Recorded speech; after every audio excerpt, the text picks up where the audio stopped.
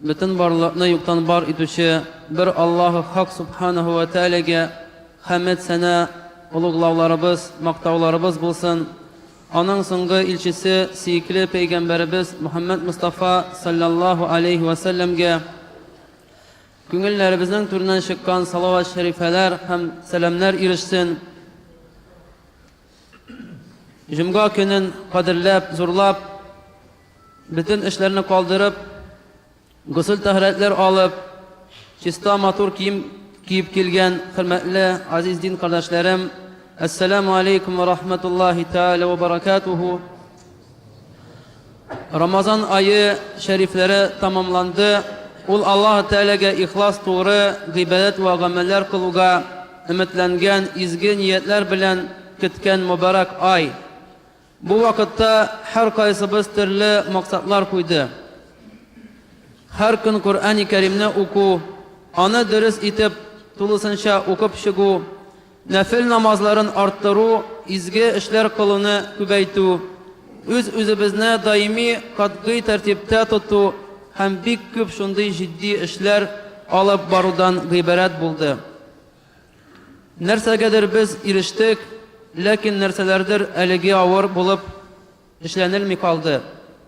Бүген күңелләребездә төрле аралаш хисләр, үз-үзеңнән риза булып бетмәү дә, шулай ук Аллаһ Тәаләнең хәерле җәзаларына ия булып паклану өмете дә, һәр хәлдә йөрәкләребездә барыбер Аллаһ Тәаләнең бу ямьле айы бетүдән җиңел хәсрәт ва сагыну тора. Расулыбыз алейхиссалату вассалам әйткән, ураза тотуның кабул ителү билгесе ул мөселманнарның башка вакытта да ел буенча Рамазан айындагы кебек гыйбадәттә булуыдыр. Иманыбызның Рамазан айынан башка да югары дәрәҗәгә ирешүенә ничек ирешергә соң? Менә берничә гади тәгълиматлар. Беренчесе ният. Һәр кылган эшебез, гыйбадәтебезнең һәр төре Аллаһ ризалыгы өчен булырга тиеш. Үзебезгә күз салыйк, бер генә көнебезне кузаллап чыгыйк. Һәрбер хәрәкәтебез иң гади кирәксенмәгәненнән алып зур җитди гамәлләр кылганна хәтле Аллаһның олуг исеме бисмиллаһ белән башланырга тиеш. Бу бисмиллаһның кыйммәтлеген без Расулыбыз алейһиссаламның хәләл җефете Айша радиллаһу анһадан сөйләвеннән күрәбез. Пәйгамбәрбез алейһиссаламга бисмиллаһ җибәрелгәч, Мәккә кешеләре тауларның Аллаһка хәмд әйтүләрен ишеттеләр. Бу хәлгә Курайш халкы Мөхәммәд тауларны сихерләде диде. Шунда Аллаһ Тәалә Мәккәне кара төтен белән каплады. Шул ук вакытта без һәр кылган гамәлебезнең тыйнак булуын, ягъни башкаларга бик белдермичә генә эшләнүлеген, Аллаһ Тәаләдән шайтан кыткысыннан саклавын, яклавын сораубызның даими булуы хакларында да килешик. Әгәр дә сез кылган гамәлегездә бераз булса да рия булуын тойдыгыз икән, фақат тыйлса гына да, шул ук вакытта үкенеп, ихлас, гафу үтенеп, башка вакытларда кабатламаска тырышыгыз. Икенчесе намаз. Тиешле булган 5 вакыт намазларыбызны вакытында үтәүне тотрыклы ясыйк. Шул ук вакытта шиктән тыш таләпләр куймыйча гына, әйләнә-тирә мөхитне онытмыйча гына, үзебездә уйышканлыкны үстерик һәм шуны истә тотыйк. Фарыз намазлары гыйбадәтнең ташлары булса, сөннәт һәм нәфил намазлары аларның цемент кебек цементы булып тора. Бу нәфил намазлар духа, тәһәҗҗүд, тәсбих намазы һәм башкалар. Абу Сәләмә Абу Хурайра разияллаһу анһудан ишетеп безгә җиткергән. Расул Акрам алейһиссалату вассалам сорады: "Сез ничек уйлыйсыз? Әгәр берегезнең ишекләре алдыннан елга агып торса, һәм шул елгада һәр көн коенып торса, аның тәнендә пычрак калырмы? Сахабалар разыяллаху анхум юк дип җавап кайтарганнар. Расулуллах алейхиссалам шунда менә 5 намаз да шулай ук бар гынахларны юып төшерер дигән. Өченчесе Кур'ан уку. Һәр көнне Кур'аннан 10 бит яисә 1 җүз укыйм дип үз алдыгызга башкарып чыга алмаслык мәсьәләләр куймагыз. Укылган Кур'ан битләренең микдары артыннан кумагыз. Ул көненә 3 аят булырга да мөмкин. Ләкин сез ул аятларны ихлас тырышлык белән күңелләрегезгә сеңдереп укысагыз, тәфсир ярдәмендә үзегезгә мәгънәсен ачыкласагыз, уйланып, тәмам төшенеп, тормышыгызда, гамәлләрегездә куллансагыз, яхшырак булыр. Уйлап, фикерләп үткәргән төннең 1 сәгате намаз өстендә торган төннең хәерлерәк диелгән Пәйгамбәрбез алейһиссаламның хадисләрендә.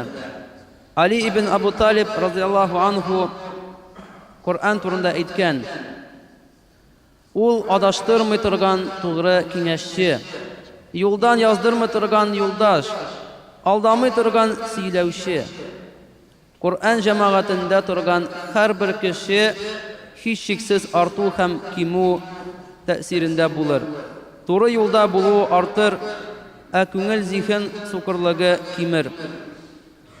Һәм белегез, Кур'ан ул яклаучы һәм яклау сәләте булган ярдәмче, сөйләүче һәм раслаучы. Әгәр берәүне кыямәт көнендә ул якласа, шул кеше хакыйкый сөрелүдән имин булыр.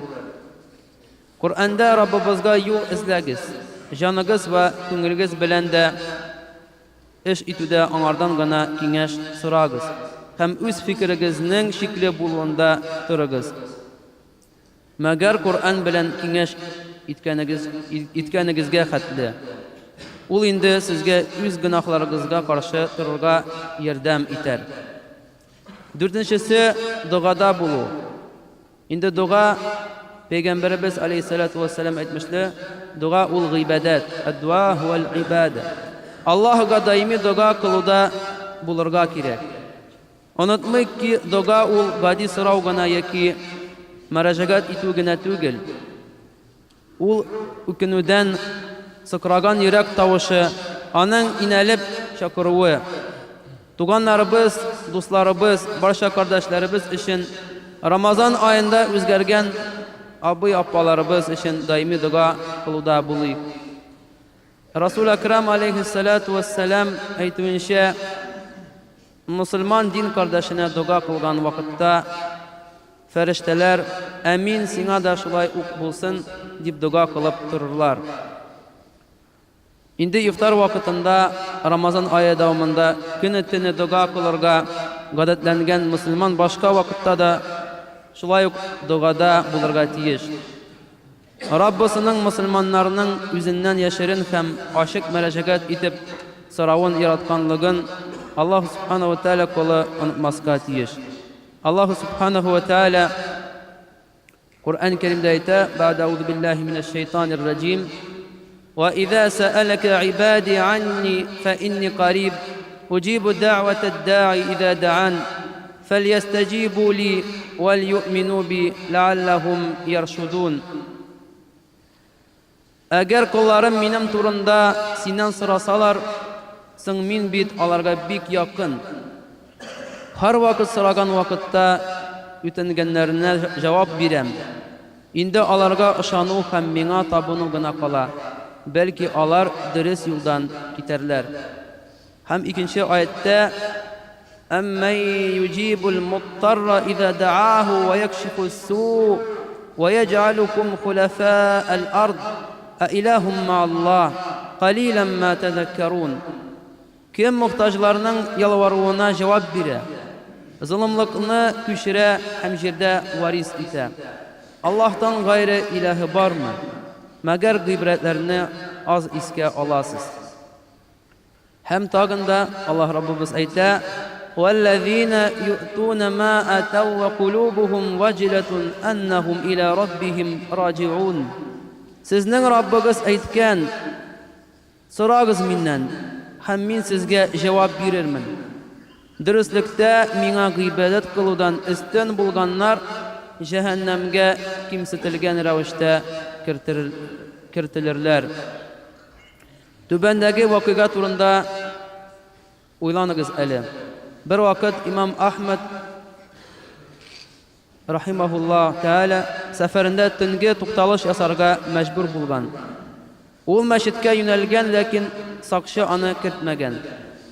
Имам Ахмад аңлатырга тырышкан, үгетләп тә караган, ләкин сакчы каты торган икән.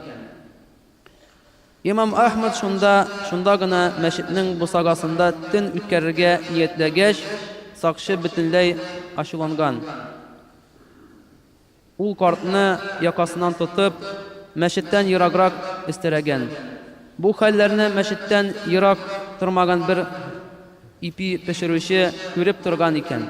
Ул бу мескин имам Ахмадны икәнен дә белмәгән. Аны кызганып, үзенә төн кунарга чакырган. Ипи пешерүче йортында имам Ахмад аның эшләвен күзәткән. Менә нинди хәл икән. Шул ипи пешерүче даими рәвештә камыр басканда, башка эшләрен башкарганда Аллаһтан дуга укып гафу итнә икән. Астагфирулла, астагфирулла дип сүзләр әйтә булган. Гел кабатлый булган. Шулай төне буе сорый икән. Иртән имам Ахмад ипи пешерүчедән аның бу гаҗәп хәле турында сорашкан. Һәм аңа бу дуга кылуның гадәтенә кергәнен, шуңа һәр вакыт шулай дугада булуын әйткән, шул ипи пешерүче. Имам Ахмад аңардан кызыксынып, инде нәтиҗәсе булдымы соң? Нинди дә булса нигъмәт ала алдыңмы дип сораган. Аллаһ белән ант итәм, бер дуга да җавапсыз калганы юк дияр идем, берсе генә калды дигән. Нинди соң ул дуга дип сораган шул имам Ахмад. Бик имам Ахмадны күрәсем килгән иде дип җавап биргән шушы ипи пешерүче. Һәм инде мин имам Ахмад дип кычкырып җибәргән шул имам. Аллаһ белән ант итәм, мине монда якамнан сөйрәп китереп ташладылар синең дуңаңны үтәр өчен. Һәм инде Аллаһ Раббыбыз әйтә бит: «Әмма юҗибул муттарра иза дааху ва якшифус су ва яҗалукум хулафа'ал ард а илахум ма'аллаһ қалилан ма тадаккарун». Әллә ул кулы ялварганда аңа җавап бирмиме? Бишенчесе белем истәү. Бу изге айда күпләребез гыйлемнәрен арттырдылар. Коръәннән яңа аятлар өйрәнелде, яңа китаплар укылды, яңа хадислар белән танышылды, вагазлар тыңланылды. Инде әйдәгез ирешкән үрләрдә тукталмыйк. Пәйгамбәрбез Мухаммад алейхиссалату вассалам әйткән: беренчесе белемгә омтылу һәр мөселманның зур бурычы. Икенчесе, әгәр кем булса да өеннән гыйлем эзләп чыга икән, фәрештәләр аңа ихтирам йөзеннән алдына канатларын җәяләр. Һәм өченчесе, кем гыйлем истәү юлына баскан икән, Аллаһ аны җәннәткә илтүче дөрес юлга куя. Гыйлем алу вакыты бишектән алып кабергә кергәнче һәм бер кем дә аңардан азат була алмый. Шуңа күрә айрым җитди сәбәпләр булмаса, миңа монысы да җитә дип, күңелеңне, зиһенеңне гыйлем алудан туктатмаска кирәк. Күпме инде яңа гыйлем эзләрсең син? Абдулла ибн Мубаракка сорау болай дип җавап биргән: кем белә инде аны, бәлки әле миңа бик зур файда китерерлек гыйлемнәрне ишетмәгәнемдер, шул гыйлемне табармын дип, мин туктаусыз яңа гыйлем алам. Һәм инде алтынчысы нәфил уразалар. Шәввал айының 6-нчы көнен хәтерлисездер. Бу бит Пәйгамбәрбез алейхиссалату вассаламның варислаган иң мөһим сөннәте. Һәм дә инде Пәйгамбәрбез Мухаммад алейхиссалату вассалам әйтмешле, кемдә кем Рамазан айында уразасын тотты икән, һәм дә инде Шәввал айының 6 көнен истәде, ул 1 ел ураза тоткан кебек әҗр савабын алыр. Һәм дә инде шул хадисне онытмаска кирәк. Инде безнең Шәввал ае кирде, шушы айда 6 көн ураза тотсак, иншалла 1 ел ураза тоткан кебек булырбыз, иншалла. Моңа истәп булдыра алган хәтле дүшәмбе, пәнҗешәмбе көннәрендә, Зулхиҗа һәм Мухаррам айларының 1нче атнасы көннәрендә һәм яңа туган һәр айның 1нче эш көнендә, инде 13, 14 һәм 15 көннәрендә ураза тотарга мөмкин. Инде әлбәттә булары бөтенсе нәфил уразалар. Мухаррам айының 10нче көнендә, Ашура көнендә ураза тоту да хәерле. Аңа истәп 1 көн алдан һәм 1 көн соңра кимендә 2 көн итеп тоту уплана. 9нче, 10нче яки 10нче, 11нче Мухаррам. Пәйгамбәрбез Мухаммад алейхиссалату вассалам Мәдинәгә килгәч, яһудларның Ашура көнендә ураза тотканнарын күргәндә сораган. Нәрсәгә ул? Алар бу изге көн Аллаһ Исраил улларын дошманнарыннан бәладән коткарган көн. Шуңа Муса бу көнне ураза тотадыр иде дигәннәр. Моңа каршы Расулыбыз алейхиссалату вассалам әйткән: "Минем Мусага хакым сезнекеннән дә күбрәк." Шуннан бирле ул үзе дә ураза тоткан. Башкаларга да васыят итеп калдырган. Гарафа көнендәге ураза тоту турында Пәйгамбәрбез алейхиссалату вассалам болай дигән: "Ул үткән һәм киләсе ел гынаһларыннан арыну көне булып тора. Бу көнне ихлас ният белән ураза тоткан мөселман Аллаһка якыная һәм үзенең үткән һәм киләсе еллардагы гынаһларыннан тулы азат ителә." Арафа көнен түземсезлек белән көтү өчен, ул көнне ураза тоту өчен бу дәлил җитмиме? Һәм дә инде 7нчесе инде ул юмартлык. Әгәр без Рамазан айында саранланмасак, садакалар бирсәк, Аллаһ Тәала юлында малларыбызны сарыф итсәк, башка вакытларда да шул изге максатны онытмыйк инде. Әлбәттә яхшы изге гамәлләрне күбрәк кылуга омтылырга тиешбез. Һәм дә инде соңгысы инде ул өммәт. Бу изге айда без барыбыз да вакытыбызны күбрәк дин кардәшләребез арасында уздырдык. Бергәләшеп таравих, җомга намазларын укыдык, ифтарларда катнаштык. Һәм дә инде иътикафта тордык. Инде Рамазан үткәч, ишекләребез ябылмасын, дус кардәшлек өзелмәсен. Ислам диненең ялгызлар өчен генә булмаганын онытмыйк. Бу халык дине өммәт үрнәге. Күңелләребезгә һәр вакыт иманыбызның һәм гыйбадәтнең татлылыгын бәян итеп торырга тиешбез. Кеше 1-2 көндә генә мөгъҗиза үзгәрми. Күңел ва кулыкны үзгәртү эше бик катлаулы вакыт һәм сабырлык таләп итә торган мөһим эш. Әгәр без бу программаны кабул итсәк һәм аның үтәлүенә Аллаһ Тәаләдән ярдәм сорасак, инде иншааллаһ киләсе Рамазанга үзебезнең никадәр үзгәрүебезне, башка кеше булуыбызны күрербез. Иманыбыз да көчлерәк, йөрәкләребез дә пак булыр иншааллаһ. Һәр Рамазан айы безгә Аллаһ ризалыгы өчен кылган гамәлләребезнең камилләшүенә баскыч булып торса иде. Безгә шундый рәхмәте өчен Рамазан айында күп файдага ирешүебез өчен Аллаһ Тәаләгә мактау ва рәхмәтләребезне онытмыйк. Дугаларыбызда ярдәмгә мохтаҗ мөселман кардәшләребезне дә даими истә тотыйк. Ва aqulu qawli hada wa astaghfirullah li wa lakum wa li sa'iril muslimin min kulli dhanb fastaghfiruhu innahu huwal ghafurur rahim. As-sami'ud du'a.